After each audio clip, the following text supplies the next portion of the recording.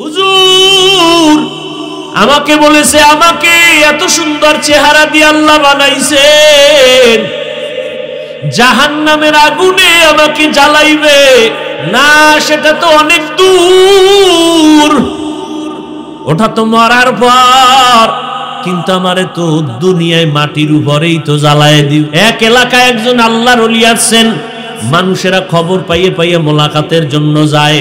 শুইনা একটা হিন্দু ছেলেও গেছে, হিন্দু ছিল একটা সুদর্শন সুপুরুষ যুবক, টক টক চেহারা, যাইয়া হুজুরের লগে হাত মিলেছে, হাতটা মিলেয়া অ্যাকশন শুরু হয়ে গেছে। যুবক ছেলে অকপটে বলে ফেললো, হুজুর আমি কিন্তু সনাতন ধর্মের ছেলে। তাই না কি কথা? হুজুর হাত ধইরা আর ছাড়ে না, এক দেনে চেহারার দিয়ে তাকাইতেছে আর হুজুরের চোখ বয়া পানি পড়তেছে। যুবক গেছে ভয় পাইয়া, আরে আমি সনাতন ধর্মের মানুষ, একটু আইসি মহব্বতে। এখন যুবক ভয় পেয়ে গেছে, হুজুর মুসাফা করলাম, পরিচয়টা দিলাম, আপনি কাঁদতেছেন কি বেয়াদবি করে ফেলছে? আল্লাহর ওলি কয়, না বাবা, তো কাঁদেন কেন? আল্লাহর কুদরত দেখে কাঁদি। কি কুদরত? তোমার এত সুন্দর চেহারা, আল্লাহ যে জাহান্নামে জ্বালাইবেন, একটু কি আল্লাহর মায়া লাগবেন? কাম সারছে, হৃদয়ের মধ্যে ইনজেকশন ঢুকে গেছে, যুবকের কলিজায় নাড়া দিছে। কইল কি? হুজুর হাত ছেড়ে দিছে, যাও বাবা। মেডিসিন একটা দিয়ে দিছে, যুবক চলে গেছে। বাড়ি আসার পরে আর ঘুম নাই, খাওন নাই। হুজুর কইল কি? বালিশে মাথা লাগায় টেনশন করে, হুজুর আমাকে বলেছে আমাকে এত সুন্দর চেহারা দিয়ে আল্লাহ বানাইছেন, জাহান্নামের আগুনে আমাকে জ্বালাইবে না, সেটা তো অনেক দূর, ওটা তো মরার পর, কিন্তু আমারে তো দুনিয়ায় মাটির উপরেই তো জ্বালায় দিও। এটা তো আমার ধর্মের নিয়ম। তাহলে জাহান্নামের আগুনের আগে দুনিয়ার আগুনই তো আমার সবাই জ্বালায় ফেলবে না, আমি জ্বলতে চাই না। মনেরে বুঝাইয়া কন্ট্রোল করতে পারে না। হুজুরের এক কথায় হৃদয়টার মধ্যে নাড়া পড়লো। যুবক দৌড়াইয়া আবার আল্লাহর ওলির কাছে গেল, যাইয়া হাত ধইরা কয়, হুজুর আমি বুঝতে পেরেছি, আমার এই সুন্দর চেহারাটা আমি জাহান্নামের আগুনে জ্বালাইতে চাই না। আর জাহান্নামের আগুন অনেক পরের কথা, দুনিয়াতেই তো মরিয়া গেলাম গো, ধর্মে আগুন দিয়া জ্বালায় দেয়, আমি এই আগুনে জ্বলতে চাই না। হুজুর আমারে তওবা করায় দেন, আমি মদিনাওয়ালা নবীর আদর্শ নিয়ে চলতে চাই, হুজুর আমাকে কালেমা পড়ায় দেন। ও আল্লাহর বান্দারা, ও যুবক, তোমাদের এই উত্তরবঙ্গ এলাকার একটা ঘটনা, তাজা ঘটনা, এলাকার নাম বলবো না, শুধু ঘটনাটা বলা আমার উদ্দেশ্য। না জানি আল্লাহ কারে হেদায়েত দেয়, হেদায়েতের মালিক আমার আল্লাহ।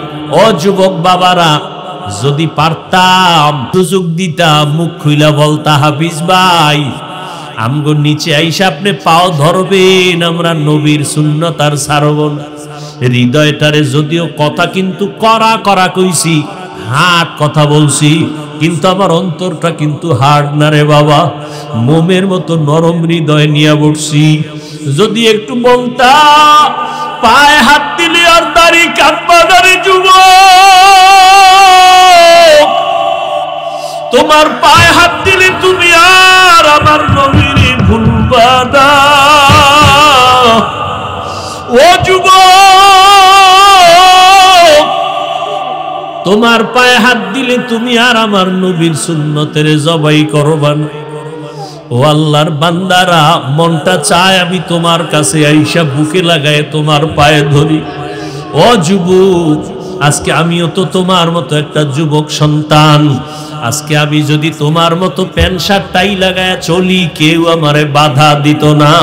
ও যুবক বাবারা, এই টুপি মাথায় দেওয়ার কারণে মাথাটা গরম, তোমার থেকে কম বুঝি না। দাড়ি রাখার কারণে যৌবনের ভাব চলিয়া যায়, কম বুঝি না। লম্বা জামাটা গায়ে দেওয়ার কারণে শরীর আটকা আটকা লাগে, তারপরও জামা খুলি না। এই শীতের দিনে ফজরের সময় ঠান্ডা পানি দিয়া ওযু বানাইয়া নামাজ পড়তে কত কষ্ট, তোমার থেকে কম বুঝি না রে বাবা। আজকে যদি আমি এত গালি শুনতেছি, এরপরও নামাজ ছাড়ি না, বেপরদায় চলি না, হালাল খাই, ও বাবা পাও দূরে দূরে তোমাদের বুঝাই, এর একমাত্র কারণ আমার মাওলার কথা সত্য, আল্লাহর কোরআনে কোনো ভুল নাই, নবীর কথায় কোনো ভুল নাই। ওই কোরআনে জান্নাতের বয়ান আছে, ওই কোরআনে জাহান্নামেরও বয়ান আছে, একটা কথা মিথ্যা না। ও বাবারা তাকায় দেখো, তোমার মতো যুবক জেনারেল লাইনে পড়ছে, জীবনে মাদ্রাসায় পড়ে নাই, তাকায় দেখো স্কুল কলেজে পড়ে এখনো নামাজ ছাড়ে না। নাই বিবেকটারে প্রশ্ন করো, তুমি কেন পারবা না রে বাবা? তোমার মতো যুবক আজকে দেখো কৃষি কাজ করে, নদীর মধ্যে মাছ ধরে না, মাছ ছাড়ে না, তুমি কেন পারো না রে বাবা? তোমার মতো যুবক সন্তান র্যাব আর্মি পুলিশ বিডিআরের চাকরি করে, নামাজ ছাড়ে না, বলো বাবা তুমি কেন পারবা না? ও যুবক তুমি একটা আদর্শ ডাক্তার হও, আমি দোয়া করে গেলাম, তুমি একজন ইঞ্জিনিয়ার হও, তুমি একজন প্রফেসর হও, তবে আমার দাবি বেয়াদব হইও না। তোমার আচরণে যেন আলেমরা কষ্ট না পায়, তোমার ব্যবহারে যেন মা বাবার অন্তরে কষ্ট না যায়, তোমার ব্যবহারে যেন মুরব্বীরা কষ্ট না পায়। এই উত্তরবঙ্গের একটা ঘটনা একজন আল্লাহর ওলির জবান থেকে আমি শুনছি। একটা সন্তান যুবক সারাদিন দুষ্টামি করিয়া সন্ধ্যাবেলা ঘরে গেছে, ঘরে যাইয়া আব্বা জানের কয়, আব্বা জান আমাকে 10,000 টাকা দাও। সন্ধ্যার টাইমে বাবায় বুঝতে পেরেছে এখন যদি আমি বাচ্চাটারে টাকা দেই 10,000, আমার সন্তান বন্ধু বান্ধব নিয়ে মদের আড্ডায় যাবে, আর ওখানে গিয়া নেশা পান করে মাতাল হয়ে যাবে। বাবায় বলে খবরদার, আমি তোমাকে একটা টাকাও দিব না। সন্তান নিজের রাগটারে দমন করতে পারে না, বারবার বলে আব্বা জান 10,000 টাকা দাও, 10,000 টাকা দাও, 10,000 টাকা দাও। বাবায় বলে আমি দিবই না, দিবই না, দিবই না। সন্তান রাগকে কন্ট্রোল করতে না পাইরা এইবার বাবার টাকার মায়ায় পড়িয়া বাবার উপরে ক্ষিপ্ত হইয়া বাবার গায়ে হাত তোলা শুরু করলো, বাবার উপরে প্রহার শুরু করলো। এমন ভাবে আঘাত, বুড়া বাবা রাস্তার আওয়াজ, রাস্তার পাশে ঘর, সন্তানের আঘাতে বাবায় মাটিতে পড়ে গেল, রক্ত বের হয়ে মাটির জমিন লাল হয়ে গেল। পেছনের ঘরে আম্মা জান এই অবস্থা দেখে একটা দৌড়াইয়া সন্তানের পা জড়ায় ধরছে আর বলে, বাবা তোর বাবারে আর মারবি না, তোর পায়ে ধরে মাপ চাই, তুই বাবারে আর মারিস না। মায়ের একটা লাথি মাইরা সন্তানটা এবার বের হয়ে গেল, হুন্ডা নিয়ে এবার চলতেছে বন্ধুদের আড্ডায় যাবে। মাওলার কুদরত, সন্তানটা হুন্ডা চালাইয়া যায়, ওদিকে মা আসমানের দিকে তাকায়া চিল্লায় কয়, হে মালিক আমার সন্তানের ফিরাইয়া দিও না রে মালিক, এই সন্তানের মার আর কয়দিন খাবো, হেদায়াত থাকলে দিও, না হয় সন্তানের মুখ আমি মায়েরে দেখায়ও না। দরজাটা ভিতর দিয়ে এমন ভাবে আটকাইছে, সন্তান যদি আইসা দরজা ভাঙ্গে তারপরও আর দরজা খুলবে না মা, এমন ভাবে আটকাইয়া দিল। বাবায় বিছানায় শুয়ে কাঁদতেছে, মাও কান্না করে, রাত্র গভীর। এদিকে আমার মাওলার কুদরত, যুবক ছেলেটা হুন্ডা নিয়ে রাস্তা দিয়া যায়, তাকায় দেখে রাস্তার পাশে এরকম প্যান্ডেল একজন আল্লাহওয়ালা বয়ান করে মা বাবার খেদমতের উপরে। যুবক ছেলেটা হুন্ডা থামায় দাঁড়ায় দাঁড়ায় বয়ান শুনল, আল্লাহর ওলিদের বয়ান। মনে হয় যেন কঠিন, বড় আকর্ষণ অন্তরে। যুবকের হৃদয়টা চুম্বকের মতো একটা টান দিছে। যুবক দাঁড়াইয়া কিছুক্ষণ বয়ান শুইনা হুন্ডানার মধ্যে তালা মাইরা মাঠের পিছনে বসে গেছে। আল্লাহর ওলি এমন বয়ান দিলেন, এক পর্যায়ে যুবক ওই পিছনে বয়ে কান্না শুরু করলো। কান্না করতে করতে এক পর্যায়ে মাটিতে গড়াগড়ি খায় চিৎকার শুরু করলো। ওই যুবকের চিৎকারে পুরো ময়দানটা থরথর করে উঠলো। সবাই নজর করে আসে। আল্লাহর ওলি বয়ান করার মধ্যে নজর পড়ে গেল। হুজুরে বয়ান থামায় বলে, যুবক বাবাটারে আমার সামনে নিয়ে আসো। সামনে নিয়ে আসলো। হুজুর মোনাজাত দিলেন। মোনাজাত দিয়া বিদায় দিয়া যুবকটারে আইসা ডাক দিয়া কাছে আইনা কয়, বাবা এত চিল্লায় কান্না কেন? আমি তো দেখলাম তুমি হুন্ডা থামায় এখানে আসছো, মনে হয় মারাত্মক কোনো অসুবিধা তোমার আছে। এবার যুবক হুজুরের পা জড়ায় কয়, হুজুর আমারে আল্লাহ মাফ করবেনি। এই দুনিয়ায় বোধহয় আমার মতো খারাপ কোনো সন্তান নাই। বলে, বাবা কি করেছো? বলে, আমি আমার বাবার গায়ে হাত তুলেছি, আমি আমার মায়ের গায়ে হাত তুলেছি। আমার জাহান্নাম ছাড়া উপায় নাই। হুজুর আমার উপায় কি হবে? একটু তওবা করাইয়া দেন। আমি আর জীবনে বুঝি মাপ পাবো না রে হুজুর। আল্লাহর ওলি বলে, বাবা তুমি মাওলার কাছে খাঁটি ভাবে ক্ষমা চাও, কান্না করো, আর তোমার মা বাবার পাও জড়াইয়া ধরো। মা বাবায় যদি মাফ করিয়া দেয় আমার মাওলার আরশ খুশি হয়ে যাবে। মা বাবায় খুশি হয়ে গেলে আল্লাহ খুশি। এবার হুজুরে দোয়া টোয়া করে দিলেন। রাতের গভীরে যুবক ছেলেটা বাড়িতে রওয়ানা। দরওয়াজার কিনারায় গভীর রাত। ডাক দিয়া কয়, মা আমি দরজার সামনে হাজির, দরজাটা খুলে দাও রে মা। মা কোনো ডাকের সাড়া দেয় না, জবাব দেয় না। মা তো ভেতর থেকে দরজা আটকাইছে, সন্তানের আর ঘরে ঢুকাইবে না। সন্তান এত ডাকে, মা সাড়া দেয় না। যখন চিল্লাইয়া কান্না শুরু করছে, মা ডাক দিয়ে কয়, আমার ঘর তোর জন্য বন্ধ করে দিছি, আর জায়গা হবে না। আবার কি মারতে আসছো? সন্তান এবার চিল্লায় আর কাঁদে আর কয়, মা আমি বেয়াদবি করেছি, আমার একটু সুযোগ দাও, আমি ক্ষমা চাইয়া তার উপরে ঋণ আদায় করব। মা আমি জীবনে আর বেয়াদবি করব না। যখন সন্তানের কান্নার আওয়াজ, মায়ের কলিজার মধ্যে আঘাত শুরু হয়ে গেল। দরজাটা খোলার পর সন্তান বাবার পা জড়ায় কান্না শুরু করলো, ও আব্বা জান আমি বুঝতে পারি নাই, মাফ করিয়া দেন।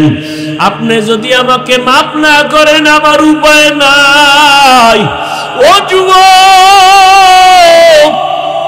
এই চেয়ারে বসছি বাহাদুরি না রে বাবা। আমার মা বাবার কত কান্না, কত দোয়ার কারণে আজকে এখানে বসছি। ও বাবারা, তোমরা যারা আজকে এখানে আসো, মা বাবার দোয়া কান্না ছাড়া কিন্তু কেউ পরীক্ষায় পাশ করতে পারো নাই। মা বাবার চোখের পানি দোয়ার কারণে আজকে টাকার মালিক হয়ে গেছো। মা বাবার চোখের পানি আর দোয়ার কারণে আজকে বাড়ি গাড়ির মালিক, সম্মানের চেয়ারের মালিক। আজকে ওই মা বাবা যার দুনিয়ায় নাই, সাদা কাপড়ের প্যাকেট বানায় কবরে রাখছো। ওই বাবা এমন একটা রাত নাই টেলিফোন করে খবর নেয় নাই। আজকে ওই মা বাবারই কবরে রাইখা কেমনে ঘুমাও রে সন্তান? এত নিষ্ঠুর কেন হইছো? ওই মা বাবার জন্য কি এক ফোঁটা চোখের পানি ছাড়তে পারবা না? ওই মা বাবার ঋণ আদায় করা সম্ভব না রে বাবা। ওই মা বাবা গোপনে কত কান্না করে তোমার আমার জন্য দোয়া করে গেছেন। ওই মা বাবায় যদি মানুষ না বানাইতেন, মানুষ হইতে পারতাম না। ও যুবক বাবারা, এই অল্প বয়সে কে না জানি মায়ের কষ্ট দিয়া কাঁদাইছো, কত বাজে কথা বলছো, মা জানি কষ্ট পাইয়ে গোপনে কান্না করেছে। একজন আল্লাহর বান্দি স্বামীর সাথে রাতের বেলা বিছানায় শুয়া শুয়া কাঁদতেছে। স্বামী বলে, বিবি কেন কাঁদো? বলে, আমার মনে কষ্ট। কি কষ্ট? বলে, একটা সপ্তাহ হয়ে গেল আমার সন্তান আমাকে মা বলিয়া ডাক দেয় না। কেন? বলে, একদিন একটা অন্যায় করছে, আমি রাগ করছি। সন্তান ওই রাগে অভিমান কইরা এখন আর আমারে ডাকে না। ঘরে আইসা খানা খায়া চুপচাপ নেমে যায়, আমার দিকে তাকায় না, মা বলে না। স্বামী বলে বিবি একটু ধৈর্য ধারণ করো, একদিন দুদিন একটু দেরি করো, দেখবা সন্তান ভুল বুঝতে পারিয়া কাছে আসবে। আম্মা জান কাঁদে আর কয় স্বামী বুঝাইতে পারি না, আমি যতই ঘুমানোর চেষ্টা করি আমার ঘুম আসে না, খানার প্লেটটা নিয়ে বসি আমার মুখে খানা যায় না, কারণ আমার কাছে লাগে খানার থেকে ঘুমের থেকে আমার সন্তানের মা ডাকে এত মজা। ও যখন আমাকে একবার আম্মু বলিয়া ডাক দেয় আবার কলিজা ঠান্ডা হইয়া যায়। ও যুবক, ওই মাকে জানি কারা কাঁদাইছো, বাসায় যাইয়া মাকে ডাক দিয়া ক্ষমা চাইয়া দিও। মাকে বলিও মা আজকে এত বিশাল ময়দানে বয়ান হইল রে মা, কত আমার মতো যুবকেরা দেখলাম কান্না করলো, চোখের পানি ছাড়িয়া মোনাজাত করলো, আর আমার চোখে পানি আসলো না। মা মনে হয় জানো গুনার কারণে আল্লাহ বেজার হয়ে গেছি। মা তুমি যদি একটু মাথায় হাত দিয়া দোয়া করিয়া দাও, আল্লাহ হয়তো রহমতের দরজা খুলিয়া দিবে। ও এতিম বাবারা, আমার মায়ার নবীও বড় এতিম। আমার মায়ার নবী দুনিয়াতে আইসা বাবার চেহারা দেখেন নাই, 6 বছরে মা হারাইয়া নবীর চোখে পানি। ওই নবীর শরীরে মশা মাছি পড়া হারাম। যেই নবীর শরীরে মশা মাছি পড়ে না, ওই নবী উম্মতের জন্য দিনের দাওয়াত দিতে তায়েফে যায়। তায়েফের কাফের বেঈমানের বাচ্চারা পাথর মারিয়া নবীর শরীর মোবারকে রক্ত ঝরায়। আমার নবীর শরীর থেকে রক্ত পড়ে জুতা মোবারক আটকাইয়া যায়। আমার আল্লাহ কয় জিবরাইল জলদি করে যাও, আমার মায়ার নবীর কান্না আমি সহ্য করতে পারি না। ও এতিম নবীর আশিক উম্মতের দল, ওই নবীর দিনের জন্য কি মায়া হবে না? ওই নবীর মোহাব্বত যদি অন্তরে থাকে রে বাবা, শয়তানের ধোকায় পড়ে গুনাহ তো কম করো নাই। আজকে থেকে মাওলার কাছে কান্না করো, চোখের পানি ছাড়ো, তওবা করো। কান্না যদি না আসে চেষ্টা করো বাবা। দুনিয়ার ঘরে আগুন লাগলে পানি ছাড়া ঠান্ডা করা যায় না। জাহান্নামের আগুন গুনার কারণে জ্বলতে থাকবে, পানি ছাড়া ঠান্ডা হবে না। তবে দুনিয়ার আগুনটা বৃষ্টির পানি, নদীর পানিতে নিভানো যায়। জাহান্নামের আগুন চোখের পানি ছাড়া নিভানো যাবে না। এই জন্য আল্লাহ কোরআনেও বলেন কান্নার কথা। আমার নবীও জিন্দেগি ভর কান্না করেছেন। আবু বকরের মতো বান্দা জান্নাতের টিকিট পাইয়া কান্না করেছেন। ওমরে ফারুক কান্না করেছেন। সেই তুলনায় আপনার আমার তো আজীবন কান্না করা দরকার, যেই পরিমাণ গুনাহ করেছি। মানুষ আমার গুনার খবর জানে না, জানলে চেয়ারে বসতে দিত না। আল্লাহ পাক সব জানেন, এরপরও রাগ করিয়া খানা বন্ধ করেন নাই। বরং আমার আল্লাহ ডাকতেছেন, বান্দা কই গেছো, আয়। ওরে বান্দা, আমার রহমতের দরজা খোলা। আমার দরজা ছাড়িয়া যেদিকেই যাবি জাহান্নামের আগুন। 1 সেকেন্ডের জাহান্নামের আগুন সহ্য করতে পারবা না। ও বাবা, বাসায় গিয়া মশারি ছাড়া ঘুমাইতে পারো না, মশার কামড়। ফ্যানের বাতাস চালায়া ঘুমাও, গরম। আল্লাহ না করুন গুনাহ নিয়ে যদি কবরে যাও, ওই কবরে জাহান্নামের আগুনের গরম। ওই কবরের 2 পার্শ্বের মাটির চাপ কেমনে সহ্য করবা? আল্লাহর কোরআন সত্য, গুনাহ নিয়ে কবরে গেলে আযাব হবে সত্য। এখনো সময় আছে, আমার মাওলাকে মনে মনে ডাকো, মনে মনে বলো, হে আল্লাহ, এই ময়দানে আমার মতো গুনাহগার কেউ নাই। ও আল্লাহ, আমার গুনার কারণে আমার হাত না পাক, আমার চোখ না পাক, জিহ্বা না পাক, অন্তর না পাক। আজকে তওবা করে ফেললাম, মরিয়া গেলে যাব আর নামাজ ছাড়ব না, আর দাড়ি কাটবো না, মা বাবাকে কষ্ট দিব না, উলামায়ে কেরামের পরামর্শ নিয়ে চলবো। আল্লাহ সবাইকে হেদায়েত দান করুন। ওয়ামা আরসালনাকা ইল্লা রাহমাতাল লিল আলামিন।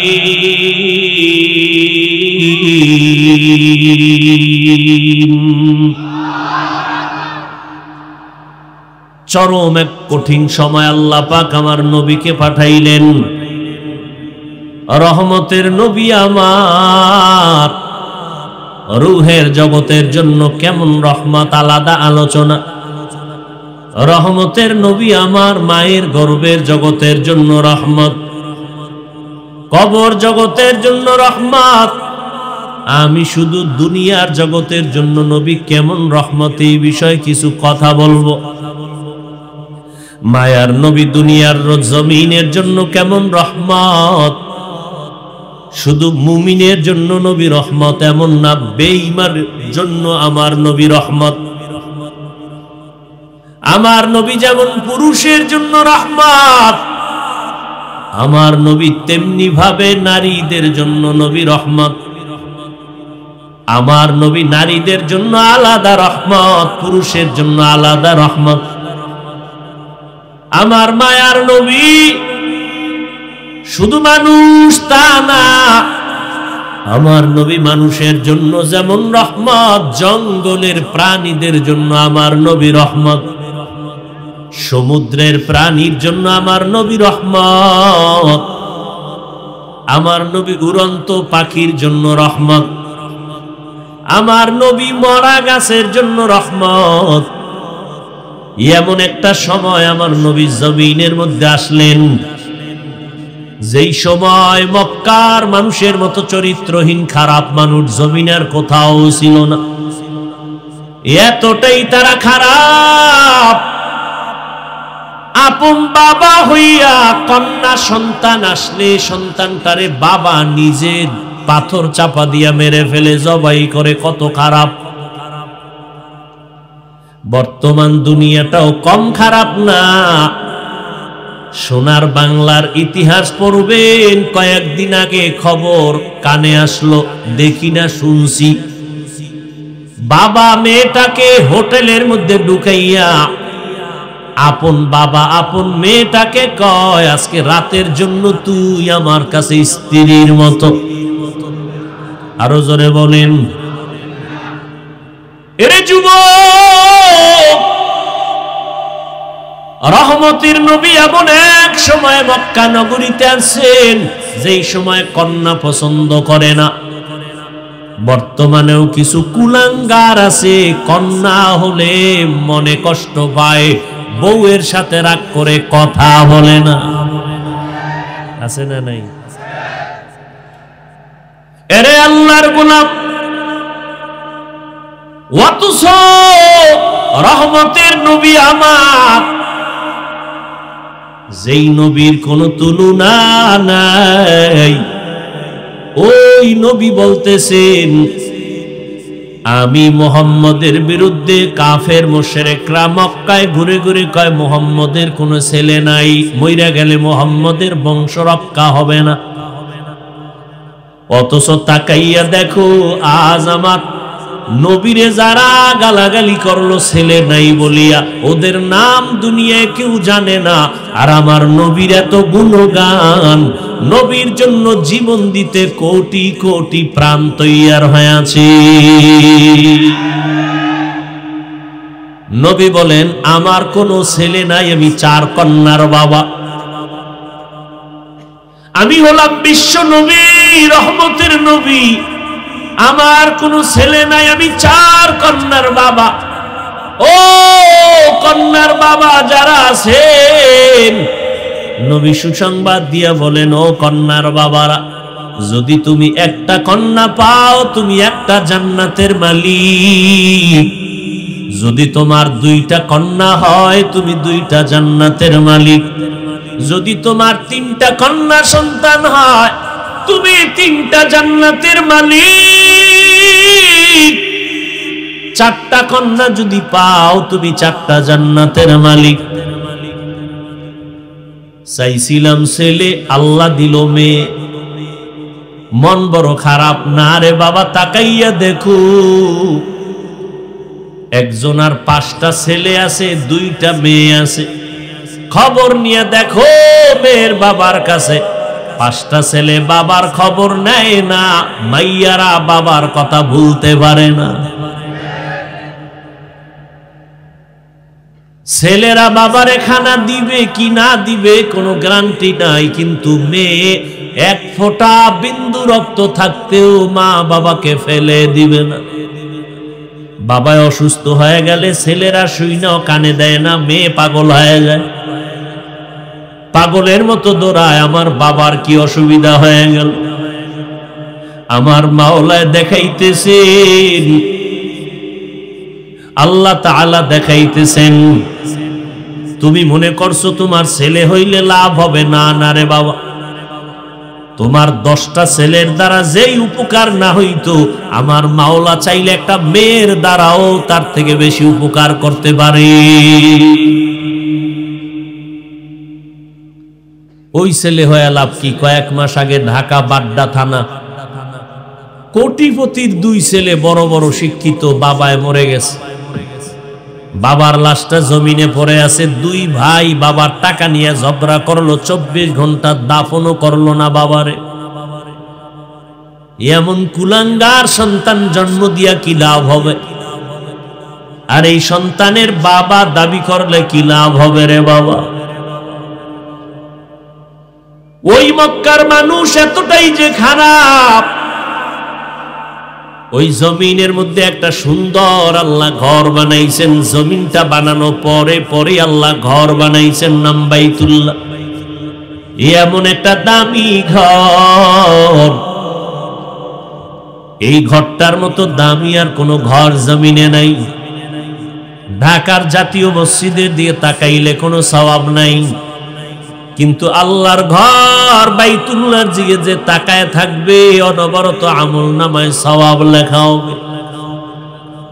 ইন্না আউওয়ালা বাইতিন উযিআ লিন-নাসি লাল্লাযী বিবাক্কাতা মুবারাকাও ওয়া হুদা, মুবারাকাও ওয়া হুদাল লিল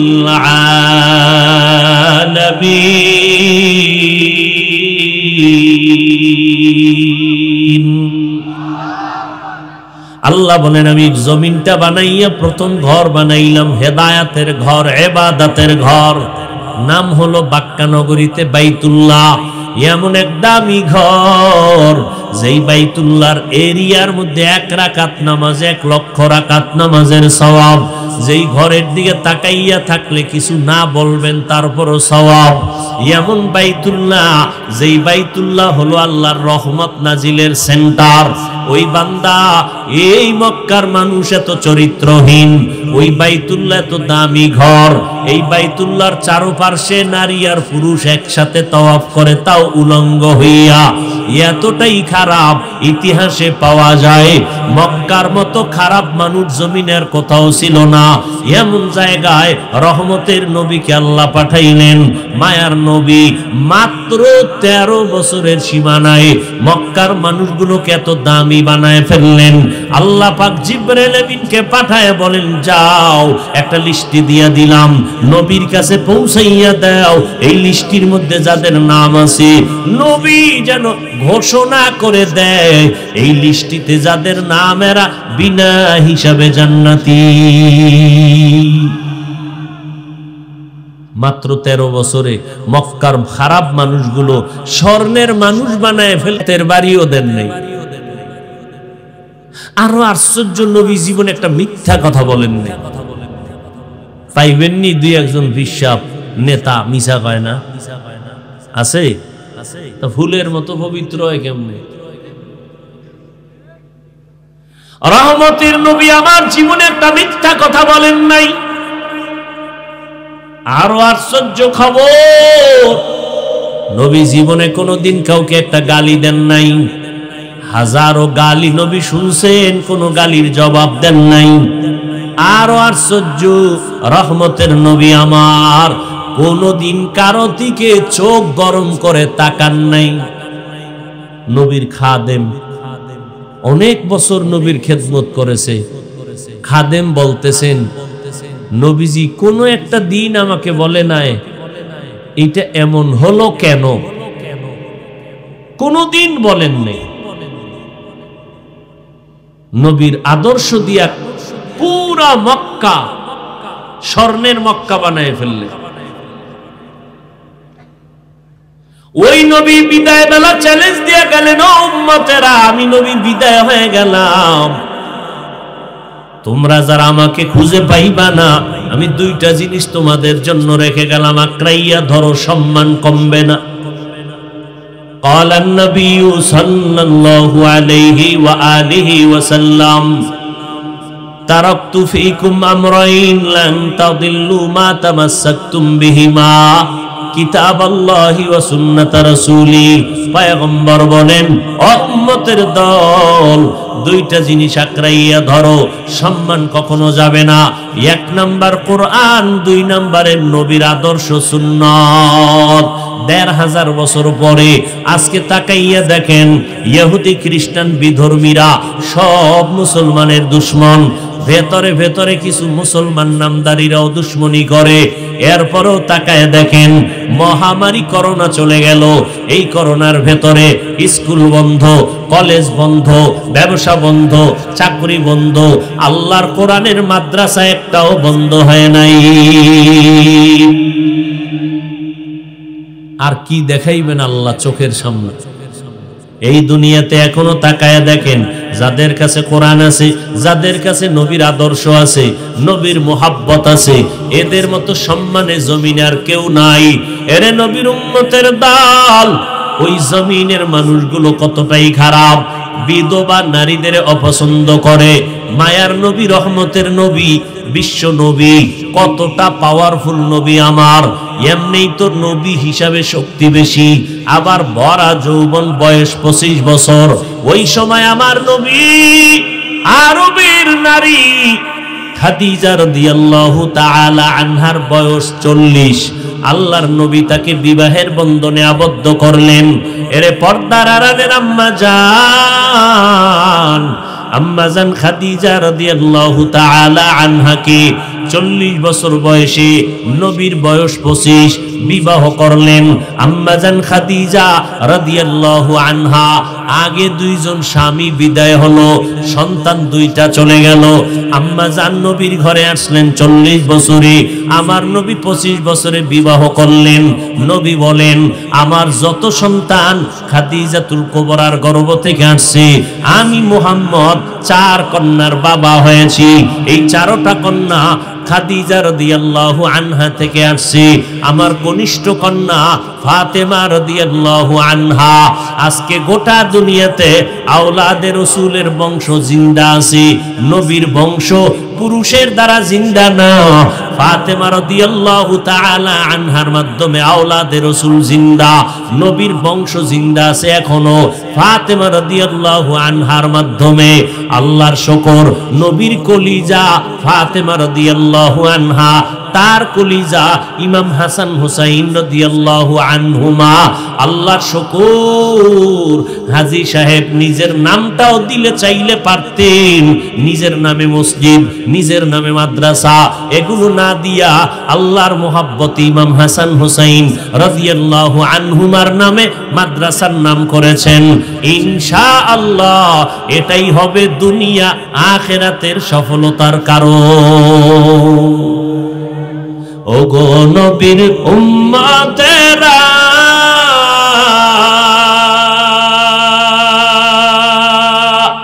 হয়ে আজি দিশাহারা, কোরআন হাদিসের চলো যখন যাহা চায় মনে, নবী বিনে কে তরাবে পুলসিরাত মিজানে, নবী বিনে কে তরাবে পুলসিরাত মিজানে, নবী আমার জীবন ভরে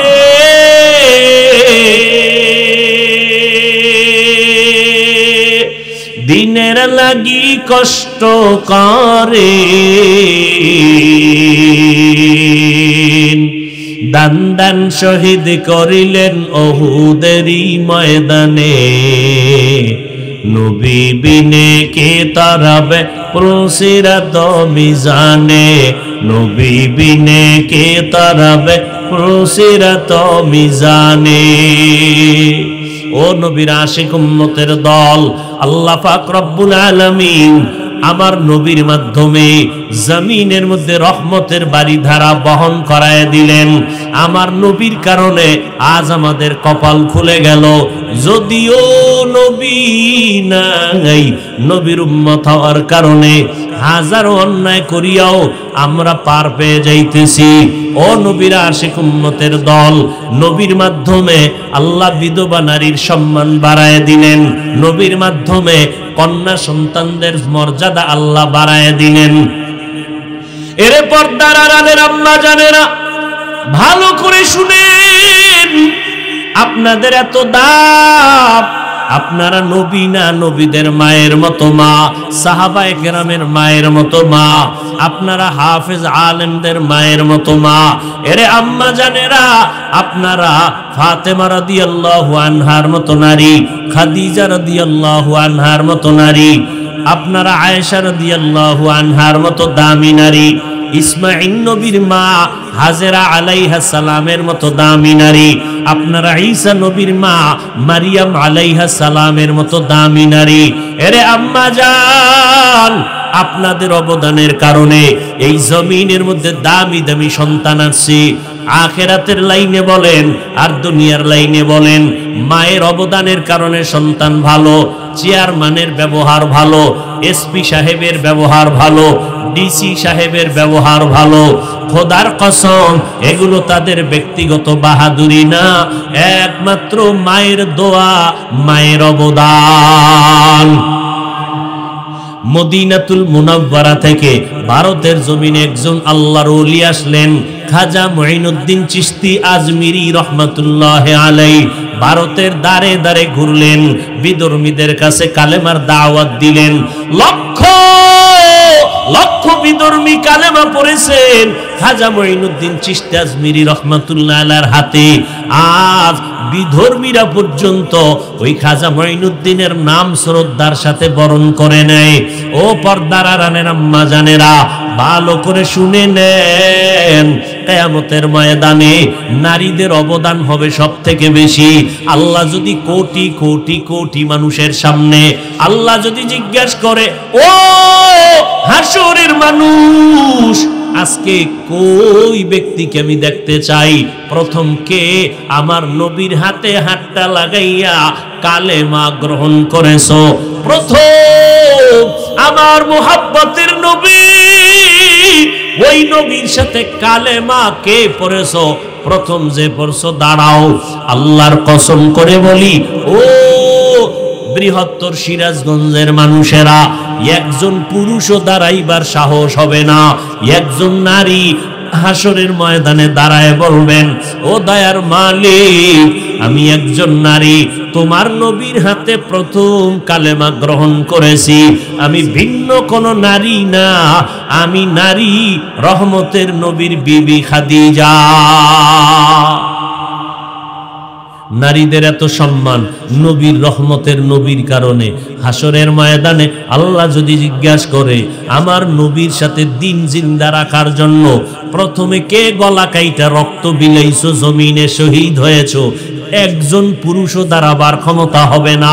একজন আল্লাহর বান্দি দাঁড়ায় যাবেন, দাঁড়াইয়া বলবেন, আল্লাহ, আপনার দিন জমিনে জিন্দা করার জন্য আমি সর্বপ্রথম গলা কাটাইয়া রক্ত ঝরাইছি। আমি একজন নারী, সুমাইয়া রাদিয়াল্লাহু আনহা। নারীর অবদান কত! যত লাইনে নারীর সম্মান দেওয়া দরকার আল্লাহ দিয়ে দিয়েছেন, কিয়ামত পর্যন্ত আর লাইন নাই। কেউ চালাকি যদি করে নারীর মর্যাদা একটু আলাদা করে বাড়াবে, নারীর অপসম্মান হবে না, হবে নারীদের অপমান। এরে আম্মা জানেরা, খাজা মঈনুদ্দিন চিশতি আজমিরি অন্তর বড় খুশি। আম্মা জান ডেকে বলে, ও মঈনুদ্দিন, তোমার অন্তর এত খুশি কেন? আম্মা জান মন আনন্দে ভরা, আমার দাওয়াতে ভারতের ভিতরে লক্ষ লক্ষ বিধর্মী মুসলমান হয়ে গেছে। আম্মা জান কয়, এটা তোমার বাহাদুরি কি? সব আমি মায়ের অবদান। খাজা মঈনুদ্দিন চিশতি আজমিরি বলেন, মা আপনার অবদান মানি? এবার মা ডেকে বলে, ও মঈনুদ্দিন, আল্লাহ যেদিন তোমাকে আমার গর্ভে দিয়েছেন, আমি একটা রাত ঘুমাই নাই, আল্লাহর মহব্বতে সিজদায় পড়ে কান্না করে দোয়া করেছি, ও দয়ার মালিক, মেহেরবানি করে আমার গর্বের সন্তান তুমি কুতুবুল আলম বানায় দিও। এই মঈনুদ্দিন, দুনিয়াতে যখন তুমি আসছো, আমি মা তোমাকে দুধ পান করাইছি, আল্লাহর কসম, আমি যতদিন তোমাকে দুধ পান করাইছি, বিনা অজুতে এক ফোঁটা দুধও তোমার মুখে দেই না। কয়জনের মা পাইবেন এই দুনিয়ায়? বাংলাদেশ বাদ সারা দুনিয়া খুঁজে পাইবেন যে বাচ্চাকে দুধ দেয় অজুর সাথে। ওই যে একটা প্রবাদ আছে না, সংসার ধন্য হয় রমণীর গুণে, ধ্বংস হয় নারীর কারণে। একটা ঘরের নাভি ফুটন্ত গোলাপ মা, মায়ের অবদান, মায়ের আদর্শের কারণে সন্তানের আদর্শ সুন্দর হয়।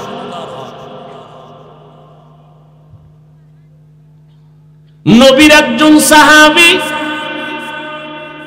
একদিকে তার চাচতো ভাই হযরত আলী রাদিয়াল্লাহু তাআলা আনহু, মাত্র 7 থেকে 12 বছরের মাঝখানে নবীর হাতে হাত লাগায় কালেমা পড়লেন।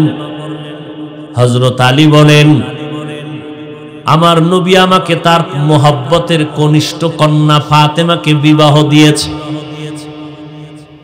আমি আলী কোথাও কাজ করে একদিন মসজিদে ঢুকলাম, দেখি নবী বসে আছেন, সামনে সাহাবায়ে কেরাম। জটিল একটা প্রশ্ন চলতেছে, কেউ জবাব দেয় না। জটিল প্রশ্ন, এই দুনিয়াতে নারীদের জন্য শ্রেষ্ঠ গুণের নাম কি? কোন গুণটা নারীদের জন্য শ্রেষ্ঠ গুণ? নবীও বসা, সাহাবায়ে কেরাম বসা, কেউ জবাব দেয় না। হযরত আলী বলেন, আমি ভেতরে ঢুকলাম, বসলাম। কিছুক্ষণ পরে আমি ওখান থেকে বের হইয়া ঘরে গেলাম। ঘরের দরজায় গিয়ে সালাম দিলাম, আসসালামু আলাইকুম ইয়া আহলাল বাইত।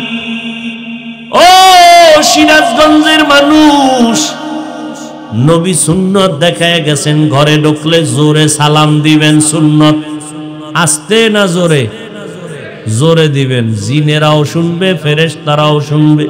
শুধু তাই না, জোরে যদি সালাম দেন, ওই সালামের বরকতে যদি ঘরের মধ্যে, বাড়ির মধ্যে খারাপ কোনো কিছু থাকে, সালামের বরকতে বের হয়ে যাবে। তাবিজ লাগাইছেন কেন? তাবিজ তো মদিনার নবী দিয়ে গেছেন। ঘরে ঢুকবেন, জোরে সালাম দিবেন, এটা বড় তাবিজ। আলাদা কোনো সুতায় তাবিজ লাগবে না, জোরে সালাম দিবেন। ডান পাও দিয়া বাড়ির মধ্যে ঢুকবেন, ঢুইকা সালাম জোরে দিয়া বিসমিল্লাহ পড়বেন, এরপরে দুরূদ শরীফ পড়বেন, কুল হু আল্লাহ সূরাটা পড়বেন। রিজিকের বরকত ছুটাইবে কে? আল্লাহ যেই রিজিক দেবে, খাওয়ার মানুষ থাকবে না। এই তাবিজ ব্যবহার করেন, খালি ঘুমায় ঘুমায় জান্নাত পাইবেন, আমল করবেন না। সহজ আমল। ঘরে ঢুকবেন, ডান পা দিয়া জোরে সালাম দিবেন, বিসমিল্লাহ পড়বেন, দরুদ শরীফ পড়বেন, এরপরে কুল হু আল্লাহ সূরা পড়বেন। রিজিকের বরকত বাড়ির মধ্যে বাড়তে থাকবে, কোনো খারাপ আসরওয়ালা জিনিস বাড়ির মধ্যে থাকবে না। এরে আল্লাহর বান্দা হযরত আলী বলেন, আমি বাড়ির দরওয়াজায় গিয়ে সালাম দিলাম, আসসালামু আলাইকুম ইয়া আহলাল বাইত। ফাতেমার কণ্ঠে ঘরের ভেতর থেকে জবাব আসলো, ওয়া আলাইকুমুস সালাম ওয়া রাহমাতুল্লাহ। দরজাটা খুলে দিলেন। আপনাদের কষ্ট হইতেছে মনে হয়, হ্যাঁ? আর একটু সামনে আগাবো। আল্লাহ সবাইকে কবুল করে। কিছু বেরান্না মানুষ আছে 2 ঘন্টা বয়ান শুনবে, কিন্তু এই বরকতের মোনাজাতে অংশগ্রহণ করবে না। আসলে এটা কপাল। কপাল যদি খারাপ হয়, তা আমি হাফিজুর রহমান কেন, সারা দুনিয়ার হুজুরেরা কেন, স্বয়ং নবীও বয়ান করে কালেমা পড়ে না। এরকম 2-1 বেঈমানের নাম জানেননি? নবীর বয়ানেও কালেমা পড়ে না। কত বড় বেঈমান! নাম কি? আর কপাল যদি খুলে যায়, আল্লাহ যদি কপাল খুলে দেন, তাহলে নবীকেও জবাই করতে এসে কালেমা পড়ে। কে? এটা কপালের বিষয়। কপাল খুইলা গেলে নবীর বয়ানেও কালেমা পড়ে না, আর কপাল খুইলা গেলে নবীরে জবাই করতে এসেও কি পড়ে নেয়? কালেমা পড়ে নেয়। হযরত ওমর নবীরে জবাই করতে এসে কালেমা পড়ে কত দামি হয়ে গেলেন। একটু চিন্তা করেন তো, বালিশে মাথা লাগায় এটা কেমন মানুষ যে ওমর রাস্তা দিয়ে ঢুকলেই শয়তান টের পাইলে দৌড়। ওমর যেই রাস্তায় ঢুকে শয়তান ওই রাস্তায় থাকে না, পালায় যায়। কেমন মানুষ, শয়তান ভয় পায়। আমাকে বাঙালি একটাই কয়, হুজুর শয়তান আমারও ভয় পায়। কেন? কয় আমি ওর থেকে বড় শয়তান। আমি যেই পরিমাণ শয়তানি আমি জানি, শয়তানও জানে।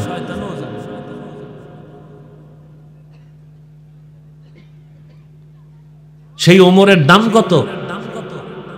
নবী বলেন, আকাশে তাকায় দেখো অগণিত তারকা, আমার ওমরের দিকে তাকায় দেখবা তার অগণিত নেক আমল। নবী বলেন, আমি মুহাম্মদের পরে নতুন যদি আল্লাহ কাউকে নবী বানাইতেন, ওমরকে বানাইতেন।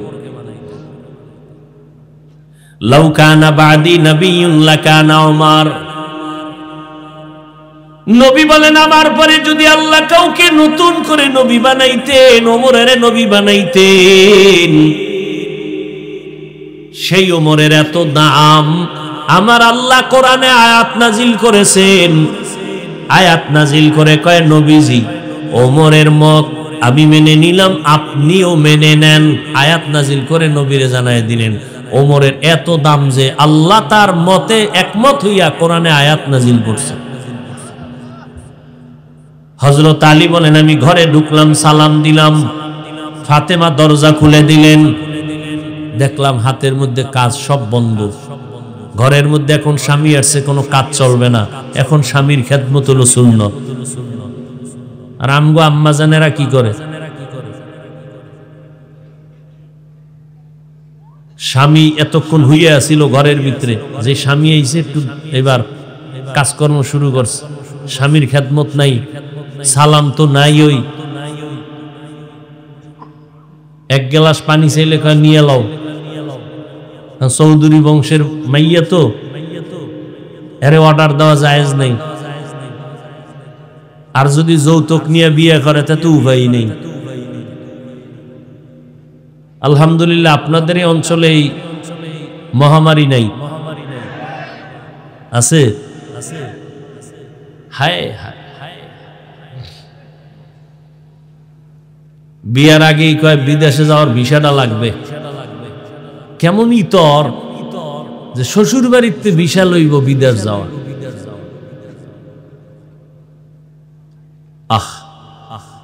তো বিদেশ যাবা বউ কয় আমার ছোট ভাই আছে পাহারানে। কি আল্লাহ হেদায়াত দান করে। ওই যে একটু আগে কইছি না, যে আকাম চলে এই জমিনে, মুহাম্মদের উম্মত না হইলে টের পাইতেন, ঘুমের তুইটা দেখতেন চেহারাটা শুকর বানরের মতো হয়ে গেছে। শুধু শ্রেষ্ঠ নবীর উম্মত হওয়ার কারণে আল্লাহ ইজ্জত নষ্ট করেন না, নবীজির মহব্বতে। ফাতেমা রাদিয়াল্লাহু তাআলা আনহা দরজা খুলে দিলেন। স্বামী ঘরে আসছেন, হালপুরসি জিজ্ঞাসা করেন কোথা থেকে আসলেন? রহমতের নবীর দরবার থেকে। আব্বাজান কেমন আছেন? আলহামদুলিল্লাহ, কিন্তু একটু পেরেশান দেখলাম। ফাতেমা রাদিয়াল্লাহু আনহা বলেন, আব্বাজানের কি পেরেশান? কয়েকটা প্রশ্ন চলতেছে, দুনিয়াতে নারীদের গুণ কি, শ্রেষ্ঠ গুণ কি নারীদের? কেউ জবাব দেয় না। আমি এটা শুইনা চলে আসলাম, ফাতেমা তুমি পারবানি?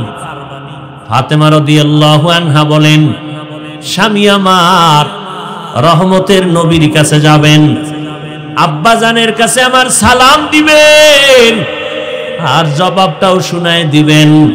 দুনিয়াতে নারীদের জন্য শ্রেষ্ঠ গুণ হলো বেগানার নজর থেকে নিজেকে বাঁচাইয়া রাখা। হযরত আলী দৌড় নবীজির দরবারে, হাঁপাচ্ছেন, ঘাম। নবী বলেন, এই আপনি একটু আগে গেলেন, আবার দৌড়ে আসলেন, কোথায় গেছিলেন? কয় ঘরের থেকে আসছি। তাই আমার কলিজার টুকরা ফাতেমা কেমন আছে? আলহামদুলিল্লাহ ভালো আছে। নবী জবাব পেয়েছেন না, আপনার ফাতেমা জবাব দিয়েছেন। তাই বলে, হ্যাঁ, কি জবাব দিয়েছেন? হযরত আলী বলেন, ইয়া রাসূলুল্লাহ। ফাতেমা রাদিয়াল্লাহু আনহা জবাব দিলেন, নারীদের জন্য শ্রেষ্ঠ গুণ হলো বেগানার নজর থেকে নিজেকে বাঁচাইয়া রাখা। নবী বলেন, আমার কলিজা তো আমার কলিজা ফাতেমা ছাড়াই জবাব আর কে দিবে? আমি দোয়া করি ফাতেমার জন্য। নবী এমন দোয়া দিলেন যে ফাতেমার মাধ্যমেই বর্তমান দুনিয়াতে রসুলের বংশ এখনো জিন্দা আছে। আওলাদে রসুল শুনেন না নাম? আওলাদে রসুল, এই আওলাদে রসুল সব ফাতেমা রাদিয়াল্লাহু আনহার বংশ থেকে, তার মাধ্যমে। এরে পর্দার আড়ালের আম্মা জানেরা, ও যুবক, আমি যে এতক্ষণ চিল্লাইয়া তোমার পায়ে ধরে বিনয়ের সাথে কথা বলতেছি, দুনিয়ার সব ডাক্তারের একমত, কথা বলার মতো কষ্টের আর কোনো কাজ জমিনের মধ্যে নাই। এরপরও বাবা এত কষ্ট করে বিনয়ের সাথে কথা বলি, একবারও কিন্তু বলি নাই বাধ্য করে যে আলেম হওয়া লাগবে, মাদ্রাসা আসতে হবে, স্কুল ছেড়ে দাও, বলি নাই রে বাবা। ও যুবক বাবা, আজকে তোমার মতো যুবকের দ্বারা কত আশা, কলিজা ভরা আশা।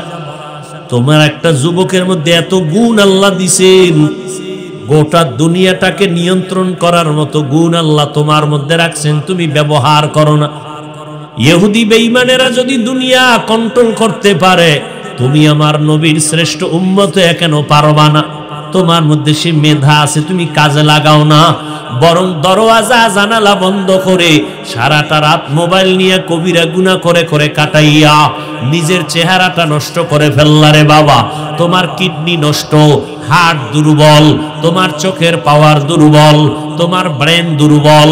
ও যুবক বাবারা, মনে মনে কষ্ট নিও না। এই দুনিয়ায় যাদেরকে আপন মনে করো, কেউ কিন্তু তোমার আপন না, সব দুশ্মন। স্বার্থে আঘাত লাগলে মোবাইল বন্ধ, কথাবার্তা নাই। আর ওলামায়ে কেরাম যতই গালি দেও, তোমার সামনে যাইয়া হাসি মুখে সালাম দেয়, পারলে বুকের সাথে লাগায় নেয়। এত গালি দাও, তারপরও কিন্তু আমরা কিন্তু বধির না। তোমরা যত গালি দাও আমরা শুনি।